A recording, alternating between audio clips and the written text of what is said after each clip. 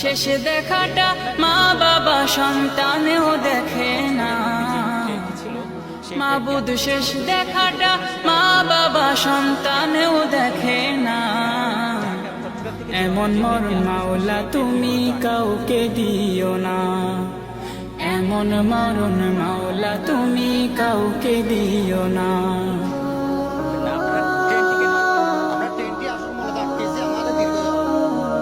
এখানে কোনো আমাদের ইউনিয়নে কোনো তিনটা আপনার রেল ক্রসিং আছে, এখনো পর্যন্ত রেল ক্রসিং রক্ষিত হয় নাই।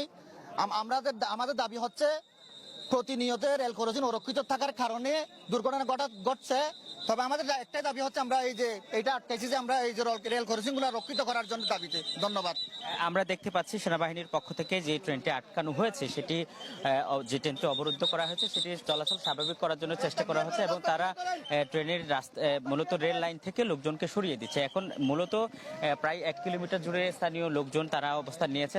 তাদের যেটা দাবি, দীর্ঘ সময় হয়ে গেলেও এখনো পর্যন্ত রামুর, রশিদনগর এবং ভারোয়াখালীর যে অংশে 4টি ক্রসিং রয়েছে, যে ক্রসিংগুলো এখনো পর্যন্ত নিরাপদ করা হয়নি, যার ফলে প্রতিনিয়ত এই ঘটনাগুলো ঘটছে। এবং তারা যেটি বলছেন, গত 1 বছর আগেও একইভাবে দুর্ঘটনা ঘটেছিল, সেখানেও মানুষ মারা গেছিল এবং প্রায় সময় এই দুর্ঘটনাগুলো ঘটে। কিন্তু এত গুরুত্বপূর্ণ একটি জায়গার মধ্যেও মূলত 2 ইউনিয়নের সংযোগস্থল, সেই 2 ইউনিয়নের সংযোগস্থল হলেও এখানে কোনো ধরনের নিরাপত্তা জোরদার করা হয়নি, যে কারণে স্থানীয়রা আজকের ঘটনার পর অনেকটাই ক্ষুব্ধ হয়েছেন। এবং যারা মারা গেছেন আমরা যেটি জানতে পেরেছি তাদের মধ্যে কেউ